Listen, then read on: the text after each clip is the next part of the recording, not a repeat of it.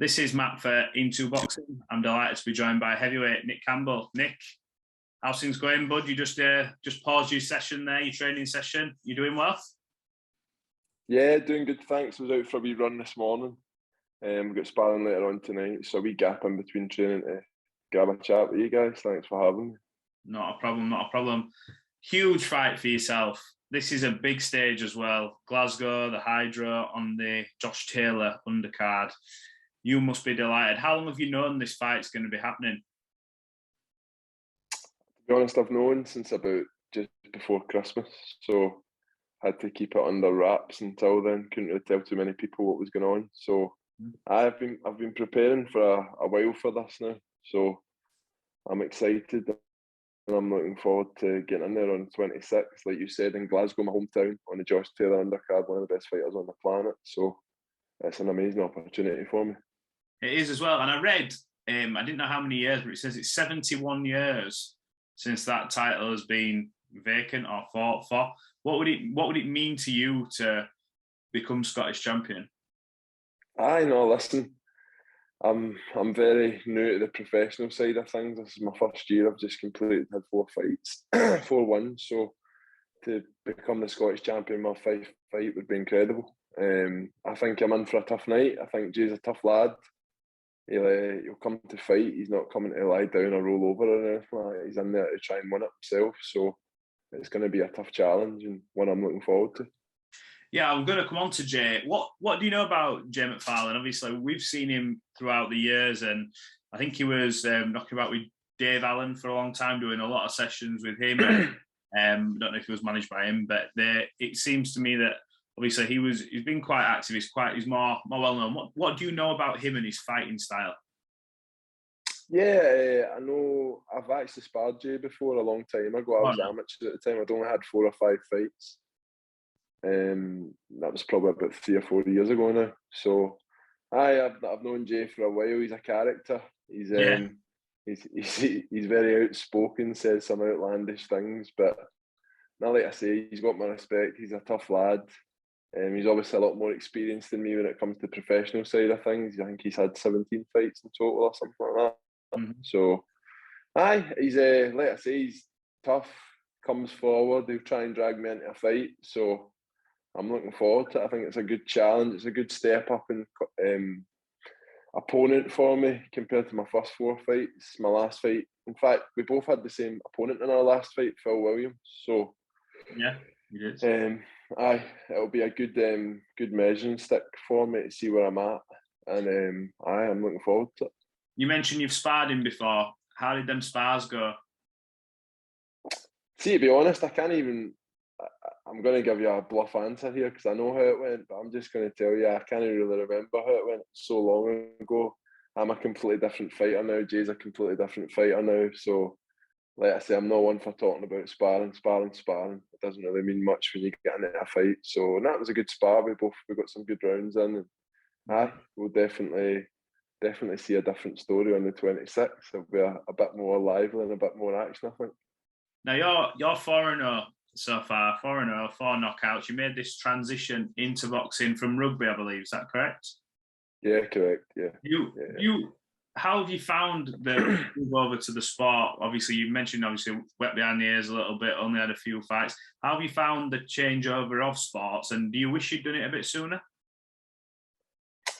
No, I wouldn't be here speaking to you right now if I hadn't played professional rugby. There wouldn't be as much interest about me, and I'm thankful for everything that all the opportunities rugby's gifted me in life. So I'm thankful for all the opportunities that boxing's now gifted me.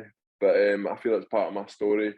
It's part of who I am. It's part of why I'm here now. So I wouldn't really change anything. Obviously enough, yeah, would have probably liked to have got into boxing a bit earlier in life, but I'm live for the here and now, not ifs, buts and maybes. So I'm pretty grateful for everything that's happened. I've always had an interest in boxing. I'm getting to live my dream now. So just see where it goes. There's not many people that get an opportunity to be a professional in 2 sports. So I'm blessed and lucky.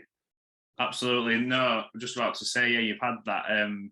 You've had a bit of a dream. So a lot of people who do other sports look at other sports, and it's not necessarily the one they wanted to go into, and they never get that chance. And you've now done 2. So that's mega just in itself. since the fight's been announced, then let's talk about how things have changed. Do you feel going into this any pressure at all because of what this means in terms of obviously your nickname, you know, Glasgow Warrior? It's in Glasgow. It's a big occasion. Since it's been announced, has there been any more has there been any nerves or any, you know, a bit apprehension or anything like that, or has it just been like a motivating factor for you? Nah, no apprehension whatsoever. You know, this is why I got into boxing, was to have fights like this. Of course, there's pressure, but like I've said in a few different interviews, pressure breeds performance. So that's all pressure is. It's not.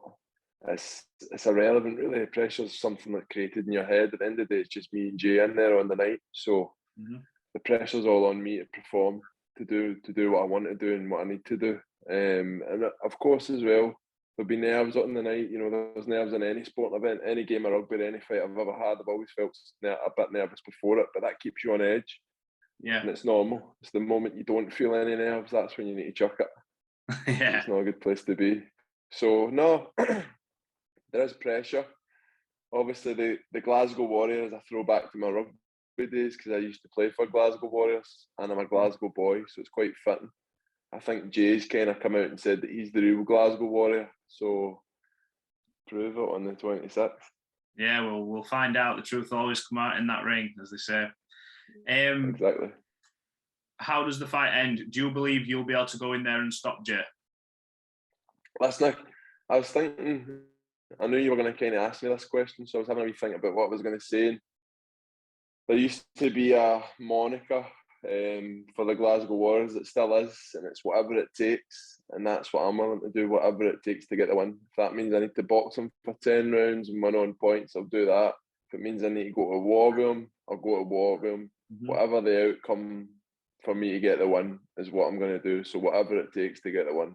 Whether that be stoppage, I believe I can do that. Whether that be win on points, I believe I can do that. I'll adapt my game plan how I need to, and I'll go out there and get the win.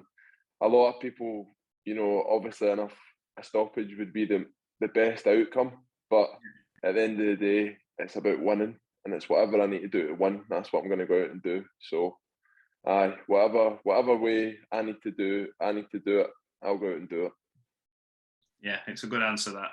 So you can tell you're prepared for that one. Right, talk to us now. We've got to ask you about other heavyweights, because my head's absolutely boggled. The last 24, 48 hours, we were expecting news on what's going on at the top end of the table, where hopefully you'll be, further down your line, further down your career, where you're fighting the bigger names, etc. Things go to plan. There's talks of Fury and Usyk. There's talks of Fury and Dillian Whyte. There's talks of Joshua and Usyk.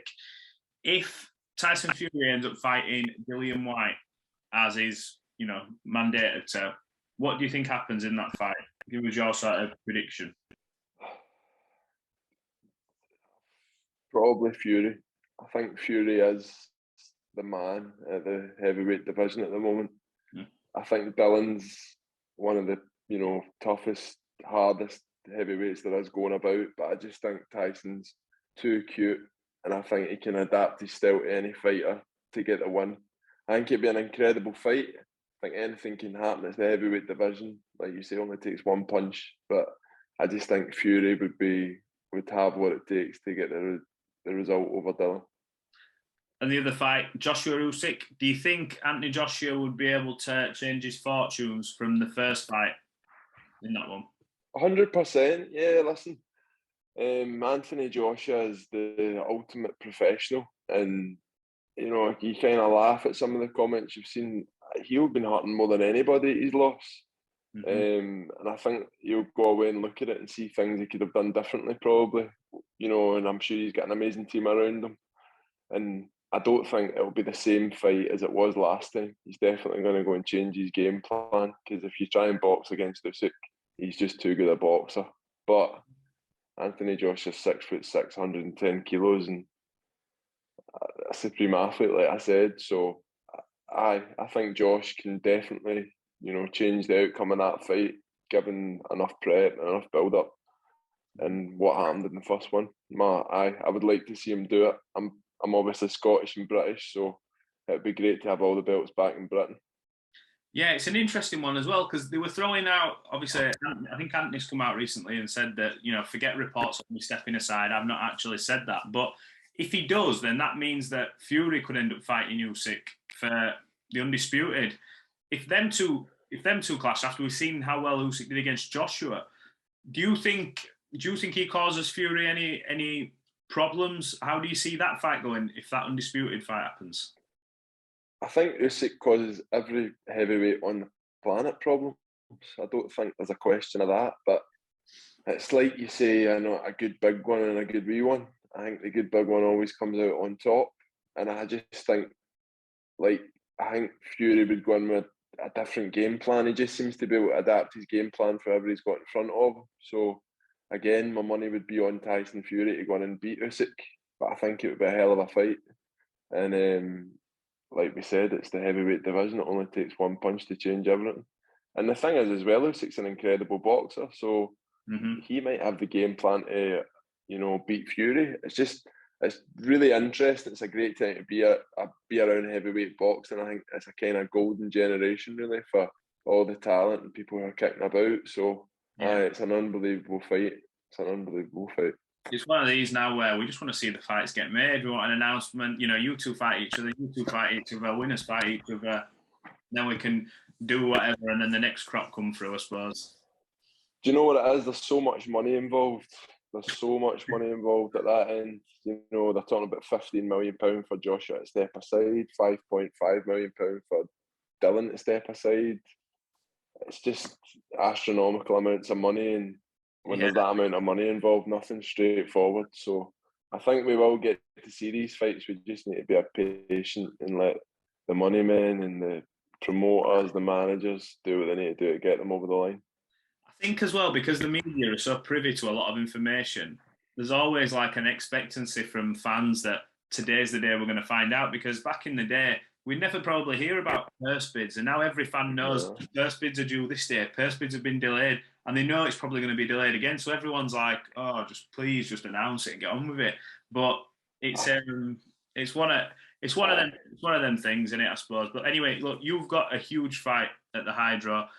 We're going to be there. We look forward to seeing the fight. It's a big occasion and be very important for obviously Scottish boxing history as well. So we wish you all the best, and we will catch up on Fight Week.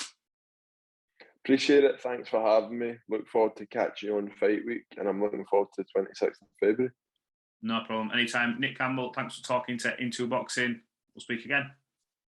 See you soon. Cheers, guys. No worries. Have a good one, bud.